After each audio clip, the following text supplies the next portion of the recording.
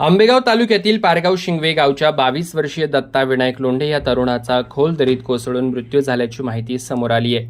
नाणेघाटात वर्षा पर्यटनादरम्यान ही दुर्दैवी घटना घडली। पुणे जिल्ह्यातील जुन्नर तालुक्यातील प्रसिद्ध पर्यटन स्थळ नाणेघाट येथे वर्षा पर्यटनासाठी आलेल्या एका 22 वर्षीय युवकाचा दाट धुक्यामुळे तोल जाऊन खोल दरीत कोसळल्याची दुर्दैवी घटना रविवारी सकाळी घडली। या घटनेनंतर पोलिसांसह स्थानिक ग्रामस्थ आणि बचाव पथके युवकाचा शोध घेण्यासाठी प्रयत्न करत होती। मात्र सातत्याने सुरू असलेला पाऊस, दाट धुके आणि दुर्गम भौगोलिक परिस्थितीमुळे शोध मोहीम आव्हानात्मक ठरत होती।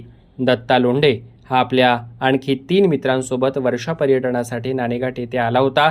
सकाळच्या सुमारास परिसरामध्ये दाट धुके पसरलेले असताना कड्याजवळ फिरत असताना त्याचा तोल गेला आणि तो खोल दरीत कोसळल्याची माहिती समोर आली। घटनेनंतर प्रशासन आणि रेस्क्यू पथकानं शोध मोहीम सुरू केली होती। अखेर आज सकाळी अथक प्रयत्नांनंतर तरुणाचा मृतदेह शोधण्यात रेस्क्यू टीमला यश आलंय।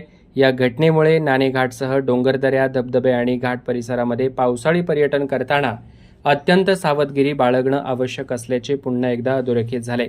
पर्यटकांनी धोकादायक ठिकाणी जाणं टाळावं, सेल्फी किंवा अतिसाहस करू नये आणि हवामानाचा अंदाज घेऊनच पर्यटनाला जावं असं आवाहन पोलीस प्रशासनाच्या वतीने करण्यात आलंय।